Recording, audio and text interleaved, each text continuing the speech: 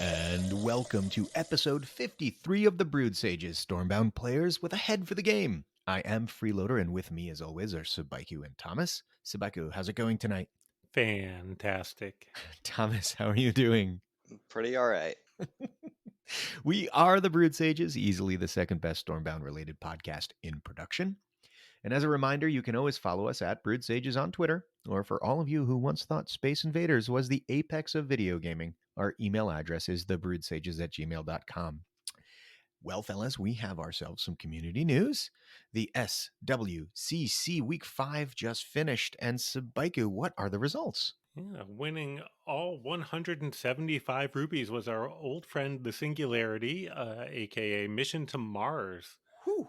And the card that he won with was Tactical Retreat, a 4-mana epic neutral spell. And the effect of the spell is command all friendly units backwards, then give all units that moved backward 2, 3, 4, 5, 6 strength. Oof, that sounds really like. Imagine if you've just clogged your second to the like your second row, right? And your opponent had to play around all that, and then all those beefy units you just placed move into the third row, which opens you up defensively, like you're now in trouble. So you just trade trade with all the stuff he just did, play this, and just reset and say, nope, let's do that again. I like it. It's the jockeying for the board in the mid game, kind of. Both of you are trying to get the advantage, and this lets you kind of, just like you said, beef up your units, take a step back, and say, all right, let's try this again. All right, question though. Let's say the previous turn I had played Cordia, or sorry, this turn I played Cordia, and there's now an egg behind Cordia. What happens if I command it backwards? Nothing, because command does not actually crash into friendly units. Ooh, there good you point. go. Good point. There you Okay, good. All right, so I like it. We've solved the problem. Thomas, This what do you is think of it? a dirty card for Shadowfen. Your Rain of Frogs and this, you just suddenly got 42 strength for 6 mana. Dirty, dirty card. Oh. Follow that up with Kindred's Grace next turn. Oh, well, wait. So what happens if one of the toads is actually on your baseline? Do you command it into your own base? That I think can happen. That seems bad. That does seem very bad. you, okay, here it is. You play Aaron with Rain and this, and you just hope that you don't die. Oh my gosh, that'd be awesome. But All right. if it's just one toad, you might think to yourself, this is worth it. It's worth it. No, it's totally. I'll take the damage. It'd be totally worth it for the toads, I guess, now I think about it, because they get the strength after the movement. So you're only taking the 1 point of damage, not the 6 points of damage. Much better. Good point. Wow, it's like Mission to Mars thought of everything. Oh, he's a dirty Shadowfen player, so I know he was scheming. Well, let's move on then from the SWCC, and congratulations to the Singularity, aka Mission to Mars. And we have this thing called Toad Games. I know nothing about it, Thomas. You're going to have to teach us all. Can you please tell us what is going on with Toad Games? Also have to say, I don't really appreciate the big bold letters for Thomas updates this. For the listeners who don't know, we do actually use show notes. I know it sometimes seems like we have zero preparation, but no, we do. We have show notes, and every week for Toad Games, there's this big, giant, all caps, "This is Thomas." All right, well, so for Toad Games, they just finished week 17. There was a lot of games played. It looks like on average about 7 games per person. 3 of them ended up getting knocked out. But on to the winners. First place, Reckless got a grand total of 3,000 coins for Come 11 on. games. That's insane. That is absolutely insane. That's almost 300 coins per game. Just so you are all aware, for all of you listening, your mileage may vary. Well, I mean, even getting like the top third place. So second place was Oxymoronic with 2,400 coins for Wow. 18 games played, but that's still a great return on investment.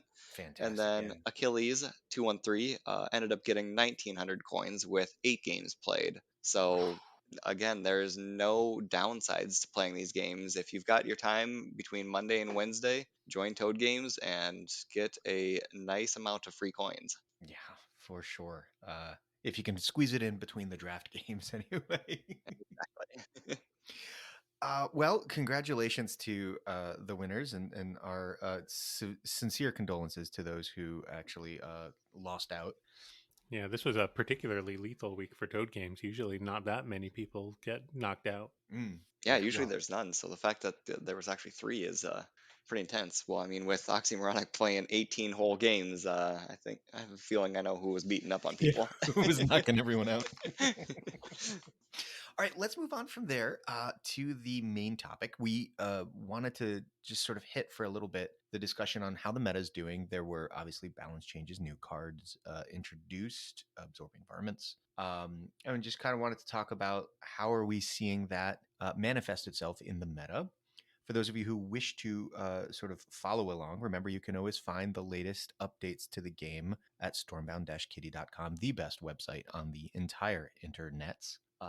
And if you've never been there, please go. Holy smokes, there's just a wide variety of incredible information on that site, all related to Stormbound. So, with that in mind, I know that Sabaiku, you were testing out a cats and rats deck. I actually borrowed it. You were trying out Melodious Sisters. How did that go? Yeah, I tried out Melodious Sisters and Excited Mousers in that deck, and neither card was still particularly effective. Both were useful situationally, but not very flexible was a big downside I had. Now, Melodious Sisters, just as a 4 mana 8 strength at level 5 that moves, was just fine on its own if I didn't get the effect out of it. But it was very difficult to trigger confusion and get the effect and have it be meaningful. It's really the same problem that we've always had with Melodious Sisters, is that you have to lose it when you attack into the unit, and it it was just kind of okay. Yeah, Excited. Go ahead. I was just going to say the theme of your deck was it had to be either a feline or a rodent. In my build, I actually took Melodious out for razor sharp lynxes, and I think it performed better with just having another damage dealing unit, right? Yeah, that is quite possibly true. I wanted to test a new card. I really played a handful of games to make sure that I knew how it was working before I started tweaking the deck, and I just wanted to keep it in there. No, that's fine. Oh, and you also tried Excited Mousers, you say? How did that go? Very difficult to use, actually. Just if I was already ahead on board, it was fine. But if you're already ahead on board and you can afford to play a 5 mana card that doesn't move, anything is fine. The biggest problem that I have with Excited Mousers is that it's relatively expensive at 5 mana, and you need to have units on the board. So if you get behind, it's just kind of a dead card in hand. Definitely not a replacement for Fluffy, which again was a giant card for 5 mana, but it had movement, and that was a big deal. I'm still seeing Fluffy out there on ladder. I have not actually tried it myself since the nerf. It's been particularly underwhelming when I've seen it. It hasn't seemed to do much. So, Flameless Lizard, when I think of 5 mana cards that don't move, right? Flameless Lizard does nothing for 5 mana. It has more strength, right? Yes, I believe that it is blessed with some brawn. But Excited Mousers is no slouch now at 12 health at level 5. Uh, do you think those two are comparable? Is the somewhat limited benefit you get from Excited Mousers an adequate swap for the extra just raw stats from Flameless Lizard? Or do you think if you're gonna go that route, would you just say no, go for the extra stats, the side benefit isn't worth it? Yeah, I would prefer the raw strength over the occasional confusion, which might take some strength off the board, but doesn't clear your opponent's front. Exactly. Because you could also make the same argument for Snake Eyes versus one of these other ones, because Snake Eyes also has 12 strength for 5 mana and an ability. Well, that's fair. That's fair. Although it is an epic, so it's harder to get to level 5. True. And But Thomas, have you been testing out any of the changed cards? The only one was Excited Mousers in a Winter Control deck to try and use Huh. it like as like a freeze card to just kind of keep my opponent's tempo at bay, but I never ended up literally playing it at all any game. Kind of like Subaiku was saying that if you're ahead on board, you've got better things to do, and if you're behind on board, you're just kind of cycling to tread water to kind of reset your opponent. And so that was my case.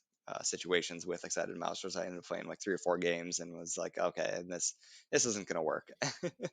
So this is interesting because when they first announced the Fluffy Bad Boxer nerf, my initial thought was there are 3 candidate cards, for its replacement in deck slots. One is Flameless Lizards. If really it stacks is what you want, Flameless Lizards.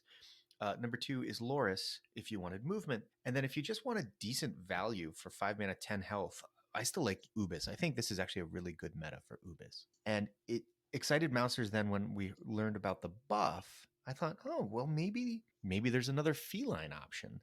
But it really does seem like the meta, guys, is coalescing around Loris as the replacement for Fluffy. Thoughts? Yep, I think I can agree with that. I mean, I haven't gotten to play a whole lot of games, but it just makes more sense.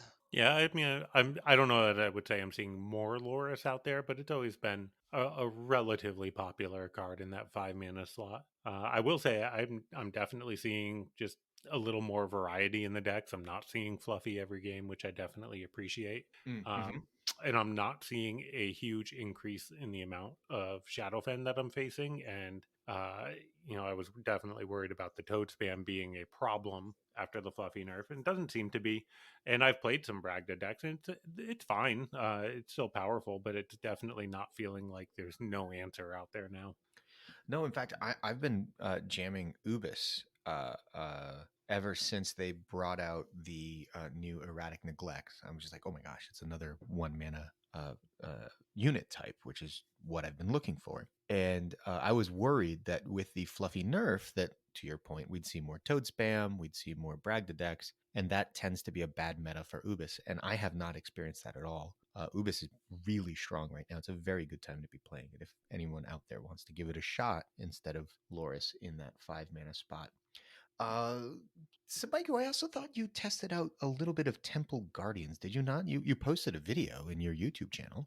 No, just on the Discord. Oh, I oh, did oh. not actually play any games with Temple Guardians. I just tested the effect. Mm. And what is interesting about Temple Guardians now is if you have a temple on your baseline and you play the Temple Guardians next to the temple, but also still on your baseline, you get then spawns on your baseline, but also in front of the temple. So it's a nice little bonus. It does not say that it triggers randomly. It doesn't just trigger on the baseline or the temple. It triggers on both. Huh. So you And could, in theory, have 2 temples on the board, put the sure. temple guardians in between them, and get spawns around both temples.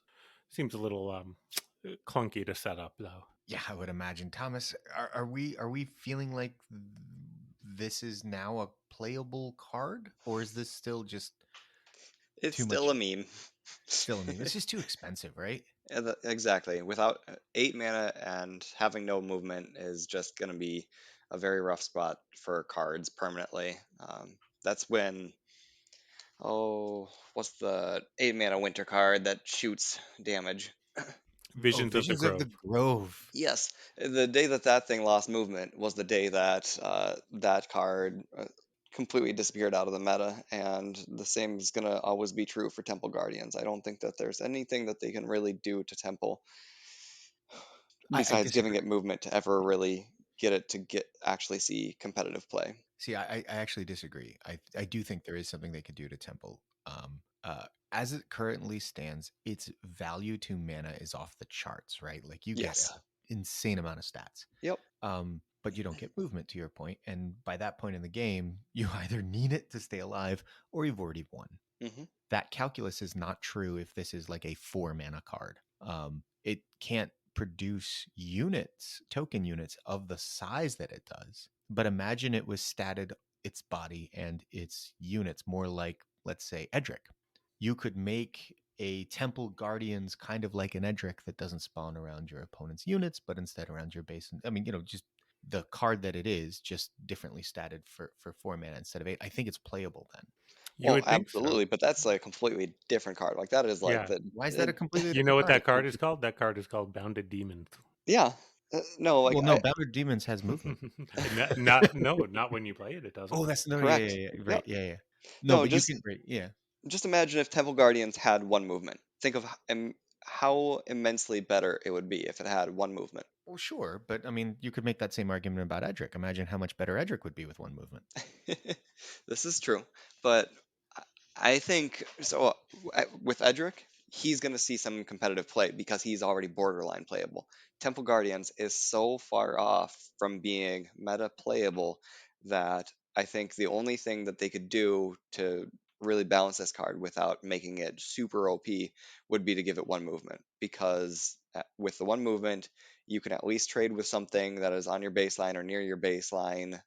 Or if you just really need to play super aggressively, you could send the 12 damage or the 12 strength onto your opponent's baseline. You don't care about the spawns because you just need to win now. Sure. No, I agree. I agree with that. Giving it movement, but I think giving it movement changes the card The card more. entirely. Too much. More, well, it changes it more than just having its stats and having its mana. They're still guarding the temple. They're just guarding it a little more aggressively. They're not even touching the temple when they're done moving. But yeah, but the other problem with it is, and I understand why you don't make it all structures, right? Because it's an invitation to abuse unstable build yet again. hmm But none of the penalty of having to put the temples into your deck for this card is just rough, right? Like those are not. I could even see if they turned True Shot into a temple so that you had a temple that you were playing that gave you good defensive capabilities and kept you alive. Being able to surround that True Shot on a subsequent turn with Temple Guardians to keep it protected seems like a decent kind of control deck. But the temples that we have to play with this, I don't know. Which one do you even want to play it with? To me, Temple of Time is the one that I would most be interested in trying to pair it with, because now I'm spawning a bunch of units, and if you kill them, if you use AoE against them or something like that, they come right back. Yeah, time is the one that jumps to the front of my list. But there's the problem with that is you can stick anything around a Temple of Time that's pretty beefy, and if that unit survives, you're doing okay that game. It doesn't Right. really matter. Exactly.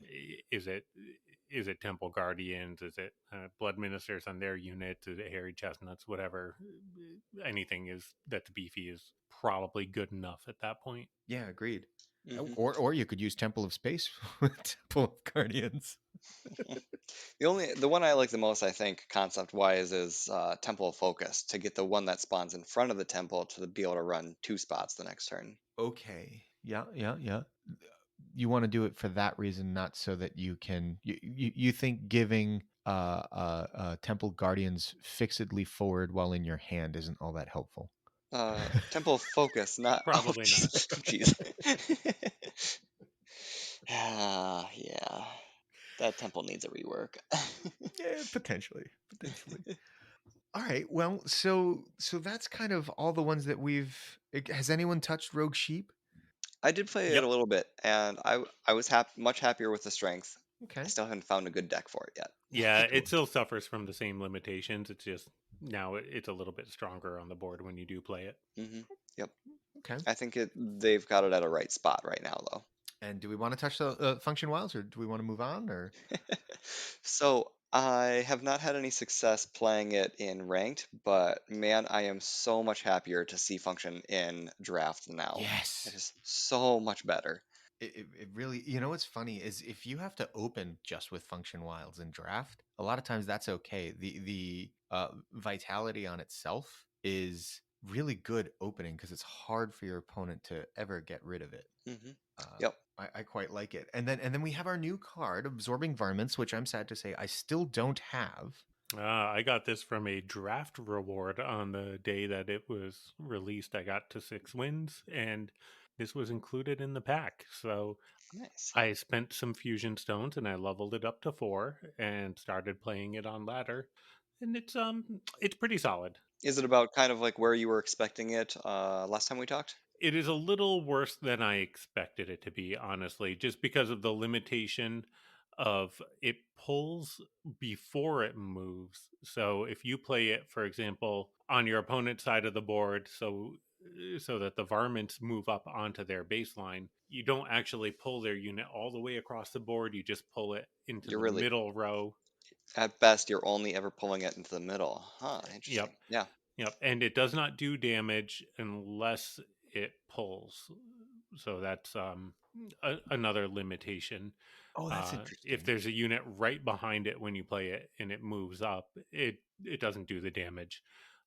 There were definitely some times where it's like, oh, Bucks is on the board. I do not want to actually pull and damage that. Or Crimson Sentry, Oh amazing as no. a really good game against Amazing Azo is like, oh, this really limits my ability to use the varmint here.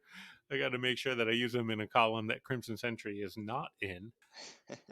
That's Um, clever. I it's like that. overall, it's a solid B. I think it's pretty good. The We've talked a lot in the past about the competition for 4 mana cards, right? Especially in Ironclad, you've got Scrapped and you've got Windmakers, and both of those are just a lot more versatile than this. But then on the neutral side, your neutral 4 mana tech cards like Siege Breakers, Stoic. Stoic, even Edric, which we talked about, like those all just have a little more flexibility than this does. Mm-hmm. It definitely suffers from having only 7 strength at level 5. You know, I'm playing it at 6 strength at level 4, and it just never really feels like it's enough. Oof, I'd that like to guy's see a it up beast. at 8 to be on par with the other 4 mana tech cards. At that point, it'd probably be a little bit too strong. It might be, honestly. But it lets you play it in more situations where at least you don't get the effect out of it. You don't feel as bad about playing it. Okay, that's fair. Yeah, because then it's just a 4 mana 8/1, which is It's fine. perfectly good. Yeah, Right. You perfectly end Yeah, up good. perfectly playing good. that quite a bit, yeah. So that makes sense. So yeah, overall, when you do get the effect, it is really nice. There was one game where I pulled my opponent GP and killed the green prototype, so I got the buff on the varmint, and then it moved. Like that was a really sweet play. Oh, that's But awesome. in general, it's just used in so few spots that it ended up being the most cycled away card in my deck. Okay. All right. Well, I don't feel so bad about missing out on it so far, although I do still want to get it and test it out. Still definitely fun, don't get me wrong. And Yeah. when you do get it, and you know, it doesn't have to be behind the varmints that it pulls. So if you have an erratic stuck on the board somewhere, you can move the varmint in another column. The erratic neglects will still do the effect. So that's kind of like a nice way to keep using the mechanic. But it's just a little too inconsistent. Maybe I just need some more practice with it. Yeah, that's also possible, but keep going with it and keep us posted, all right? Next up, we made a promise to Maxwell in our Discord, actually in the official Discord in our channel, that we would do a deck detective episode on his slow winter rush, which he entitled Javana Rush. And we haven't been able to do it because of just all the things that have been going on. We now have the opportunity today to do a deck detective on it, going through, and we will have this deck list in the show notes. So feel free to go find the link there, and you can see it. But for those of you who can't do that, we have very quickly erratic neglects, green prototypes, icicle burst. Those are your 1 manas. For 2 mana, we have frost taxers, gifted recruits, wild saber paws. At the 3 slot, potions of growth, Yowling Weavers. At 4, Mistwives and Siegebreakers and Spellbinder Shavana. And then at 6, that's right, 6, we have Wolf Cloaks. All right. Thomas, your thoughts? I like this deck a lot. The only thing I would change, I don't know if Maxwell you've tried it at all yet, but instead of Potion of Growth, play the Hearth, and then you can just constantly every turn get basically a small free Potion of Growth on whatever you have on the board. I've played a lot of decks like this, and they're always enjoyable to play. That was your advice to me about a year ago when I started playing a similar Winter Rush deck, and I do have to say, putting the Hearth in there made such a big difference. It does slow the deck down a little bit, but it just means anything that sticks to the board is a threat to win the game, and it's so hard for your opponent to deal with. Yeah, And then even like oh, in worst case scenarios, like when you're playing against Swarm and you're never gonna get that buff off, your Hearth, you can just use it as a Fort of Ebon Rock to just block. I mean, it's not great, but it's going to give you a little bit more defense capability than something like a Potion of Growth would be able to do that has zero defensive ability. right. There's never a dead board for the Hearth like there is with Pog. Hmm. Like your opponent can clear the entire board with an HV, and your following turn can be something like Erratic and the Hearth, and you don't feel bad because the whole board's clear. That Erratic's not getting cleared; it's getting buffed. Seems good. Yep. If you're going to go that route, though, guys, why not remove Wolf Cloaks and put in Hearth guards? Which I have done in the past, but I found it to be less flexible than Wolf Cloaks. The problem with the Hearth guards in the Hearth is that then you have to play the Hearth offensively on your opponent's side of the board. And you try to avoid that as much as possible because it's not like an unstable build. It has relatively low strength for the mana cost, and it has an effect that you actually want to keep it on the board. So you want to try to tuck it away in a safe spot on your side of the board. So I'm not upset about Wolf Cloaks here at all. The one other card that jumps out to me as something you might want to change, especially if you put the Hearth in the deck, is Yowling Weavers. Yep. It feels so bad to have Yowling destroy something that the Hearth just buffed. It does, and it happens way too often. I don't know why, but it does. I like Lost Psyches in that spot for the 3 mana. I've actually also played a lot of this style deck. I said that I was playing Ubis. So if you take out Wolf Cloaks and Siege Breakers and Yowling Weavers, and you put in like Ubis and another runner, I like using First Mutineer because Thomas is big on it and he's convinced me. Because you just want to cycle, man. That whatever turn you get, Icicle Jev or Frost Hexer Jev later in the game, those turns feel nutty. So anything you can do to just cycle back to them faster is great. Getting rid of Yowling Weavers then means that you don't mind sticking Anubis on the board. I have been playing to stop getting run over by Reckless Rush style decks, Trekking Alderman in the 3 mana slot instead of Yowling Weavers, and that actually turned out to be really good. I could be on board with that. All right, I can see where you're coming from there. I'm not 100% on getting rid of Siege Breakers. I love Siege Breakers as a tech card. I love Mhm. Siege Breakers when there's a lot of Cordia Shadowfen in the meta. So I don't know that I would get rid of that. And it does provide another unit type for your Ubis, actually. It's the only That's Satyr in true. the deck. Yeah, no, I'm now that I'm looking at it, I think I could. What I've been relying on is like a kitties. So I've got kitties instead of siege breakers. I think I've gone lighter on the mana curve, and so I often try to use kitties to pop a couple of the eggs. So that's like 2 of the eggs, and then maybe one does actually get off, kind of a thing. But siege breakers would be really good in the deck. And you're right. With if you're playing with Ubis, maybe that's better to play than kitties because you already have Wild Saber Paws. Now, another card that I am strangely advocating to get rid of is Frost Hexers, Wait, which what? I do like just Icicle Burst and Jev as the only combo pieces. Especially if you're going to get rid of Yowling and put in something like Trekking. You got a lot of cards that don't move in there, so keeping Gifted Saberpaws and Sparkly Kitties, if you have it, is nice. Really, anything cheap that moves in that spot is going to probably be better than Frost Hexers. Yep, Wow. I can agree with that. I think you guys both know I'm not huge on Frost Hexers, so yep. So if that's the case, do you want to put in instead of Yowling, take out Yowling and put in Blizzard Bombs? Might be a little bit too heavy. Yeah, that's a lot That's of too many 4 mana at fours. that Yeah, point. that's too Yeah, many fours. you would be Blizzard Bombs instead of Siege Breakers, maybe. Okay, okay. But I like Siege Breakers. Although I like Wolf Cloaks instead of Ubis. Also, I like that big chunk of damage. The hilarious thing is that like, so yeah, we've got like 9 or 10 cards of this deck that is like, yes, this is exactly what we want to do, and then suddenly, depending on like what's going on in the meta, like you take out like literally just one card, and we could probably spend the next day just talking about the one card to come in, the one card to go out.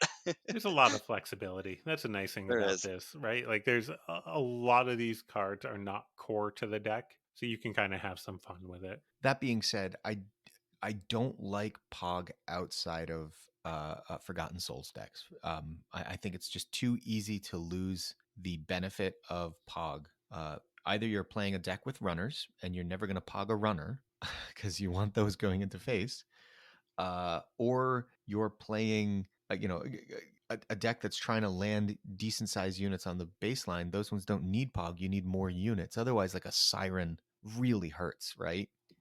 Or even your opponent going Frost Hexer's Icicle Burst into that Pog unit. Like it's not as great as it seems to just put Pog on an empty unit unless you have Forgotten Souls to push it in. Yeah, turn one you could do, erratic in Pog or green prototypes in Pog, but Sure. in both of those cases, the Hearth is probably going to survive and probably going to give you more value over the long run. Right. So I agree with Thomas that there's like 9 or 10 cards that are like the core to this style deck, and then you have a lot of flexibility. But I think Pog kind of steps outside the realm of general usability in this deck. Yes, and that's the reason why I think I honed in on that one the first. So there you all have it.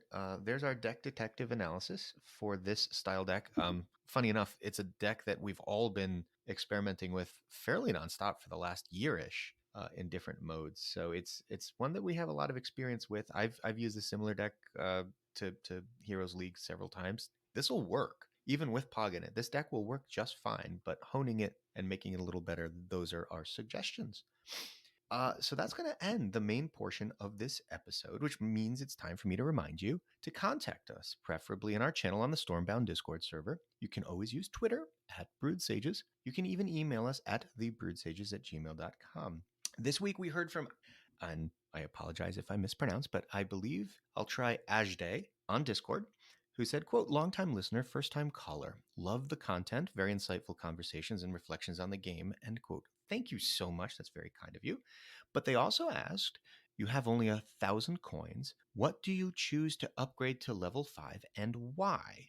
And Subaiku looked at that question, and it was answered in the Discord, but very briefly without a ton of discussion. And we thought maybe this would be a good time for us to sort of dive into the answers to this. So, Subaiku, this was your idea. Why don't you start us off? Yeah, and really this answer boils down to the episode that we did a while back about guns, just generally useful neutral cards. The answer we gave in the Discord was gifted recruits because Mm-hmm. they had enough copies to get up to level 5, and it's a perfectly reasonable card to upgrade. You're going to put it in all of your decks. It's just generally useful. It's not faction specific. Uh, and that's kind of basically been my philosophy for upgrading cards, especially as I was much more resource constrained early on. Um, just try to prioritize flexibility and make sure that anything that you do sink your resources into help you win games and help you generate more resources, so then you can upgrade those niche cards that you only use occasionally or in a brawl or whatnot. Yeah, Thomas, it's really funny because gifted is such a like perfectly targetable card for this in a way that even Westwind isn't, right? There's something about that 2 mana slot in neutral. Both of those are generic stats for a one movement unit. And yet, gifted recruits, man, always at the top. Westwind Sailor's not. It's true. I don't know what it is either. But it makes a huge difference. I am gonna give a slightly different opinion than Subaiku. So it really, in my opinion, depends on where you're at in, I guess, your collection career to decide which to upgrade first for your 1,000 coins. So I'm going to assume that you only have the ability to upgrade commons to level 5, not like the rares or epics, because otherwise it would be something like Ubis. But so the reason why I'm kind of differing is if you're pretty early on in your career, you're obviously not going to have a great collection across all 4 tribes, and so you're generally ending up having to hone in on a particular faction. Maybe it's Shadowfen, and It should it be. or Swarm, because there's Doppelbox and Swarm. Obviously, Ironclad is too rich for your blood at that point. Very. But so like if it's Shadowfen, then even if you were to try and like go after gifted recruits first, well, that gifted recruits isn't going to help you build a fairly competitive winter deck or swarm deck or anything else. And so my opinion then would be dubious hags is going to be a little bit better for your deck at that point in time. If you've gotten far enough in your career, however, where your swarm cards are starting to get fairly leveled and ironclad is getting pretty darn close, then reevaluate and target that generally useful neutral, the gun, the gifted recruits. Yeah, see, my recollection of being in platinum, which granted now it was a while ago, but back when I was playing, in platinum, trying to get to just diamond 5 at the end of the season, it really mattered just how many level 5 cards I could put. Like if I could put 3 or 4 level 5 cards into a deck and have the rest of them be fours with a couple of threes, I was in okay shape. It was always easier in Shadowfen for whatever reason. I just got more copies of Shadowfen cards early on in my career. That's what pushed me into the faction in the first place. All the commons are so good, hags and helios and witches. But I actually felt once I got like green prototypes, gifted recruits, those two especially, up to level 5, I kind of felt like any rush deck in any faction was now viable for me because I had at least one, maybe 2 level 5 cards in the factions. Maybe not in Ironclad. Ironclad took forever. And so I think that I'm going to side with Sabaiku here. I think that going for the guns early, you're going to naturally, if you're getting your neutrals to an adequate number of copies that they're golden bordered, then you very likely have a couple of faction cards too that are in that same boat. And yeah, I mean, gosh, it is so hard to think of a deck that doesn't run gifted recruits even now with kitties out there. Yeah, you do still see a lot of, especially more aggressive decks run both of them. Yeah, it comes down to a matter of personal preference for sure. You can try to min max a single deck, but that's never really been my thing. I like to have a little bit of variety. I like to be able to try to play different factions and different styles of rush deck. Uh, so, so having the neutrals be what's leveled up, like you said, freeloader will carry you as you try to get a little bit more variety, and that helps the game stay fresh for you instead of feeling like a grind. Yeah, and there is something specific to gifted recruits. Even green prototypes, I would say, even after the nerf to it, you have to be a little more careful about how you use it. But honestly, I think those are the two cards that are still just it's really hard to imagine a meta where you don't want to be playing them. Like there's decks like Sabaiku said where maybe it's not an aggressive deck, maybe you just want the additional value from a kitties. But if you don't have the kitties up to 5 and you do have recruits at 5, you're not upset about putting recruits in a deck. I just can't imagine a situation where you'd be upset with having it at 5. So that's kind of how we get to it. And I don't think let's close this conversation out with a quick sort of opinion from everyone. There needs to be a balance between the utility of guns such that newer libraries can develop, to our point, some flexibility in what they can run, that they're not stuck with just one deck, that these, getting these couple of cards leveled up opens up other opportunities for you to play. But the counterbalance to that has to be they can't be so overly popular and powerful, one drives the other, that it's all you see on ladder, right? And like Fluffy, for example, is a really good example of a gun that just was everywhere. Do we think we're in a good spot right now with how with that balance? And I'll let Thomas answer first. It's kind of a difficult question to actually answer. I would say overall, yes, we're in a really good spot, but it's also Fluffy was warping the meta pretty seriously, actually. Mm-hmm. And Yeah, yeah. so I think because the meta is up in the air, we're gonna have to wait until we find the next kind of oppressive card to then say yes or no. And Sabeki, what do you think? Yeah, I have to agree with Thomas on this one. I think balance is in a pretty good spot. I see a lot more variety now than I ever have in the past, and Change to Fluffy is really only helping that. Yeah, I feel like over the last year, a lot of the guns have actually been targeted. Green Prototypes got a nerf. Edric got a nerf. Right now, Fluffy got a nerf. These are a lot of Murs got a nerf. Good gracious, Ubis got a nerf. As Sure, I'm but going through them, other cards step up now, though, right? Like sure, Trekking Kitty. Alderman is now a gun. Hmm, hmm. Sparkly Kitties is a gun. Lost Psyches, Erratic Neglects, those are guns. It's maybe there's a new law here: conservation of guns. Conservation of guns. No, I mean, look, as cards get nerfed and changed, people experiment with new cards, and as people level up new cards, they start to be introduced, and the full power becomes clear.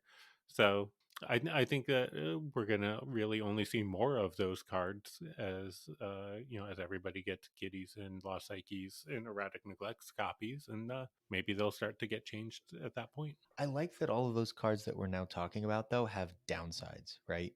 Have legitimate Oh, yeah. drawbacks that can be problematic in places. Whereas Gifted Recruits and Edric and even Westwind Sailors, although for whatever reason, and I still can't figure it out, the value to mana ratio just doesn't drive its usefulness. Trekking Alderman's probably the one that you look at and you say, well, that's going to get a nerf sooner or later. It's just good. So good. It is so good, but it doesn't have movement, so it's not for every deck. I think we'll leave it there. But yeah, I feel like we're in a good spot right now, balance wise. I'll agree with both of you guys. I think we've done it. We've put together somehow a 53rd episode. Well done, boys. That's gonna do it for this episode. For Sabaiku and Thomas, I am Freeloader. We are the Brood Sages, reminding you to stay hydrated.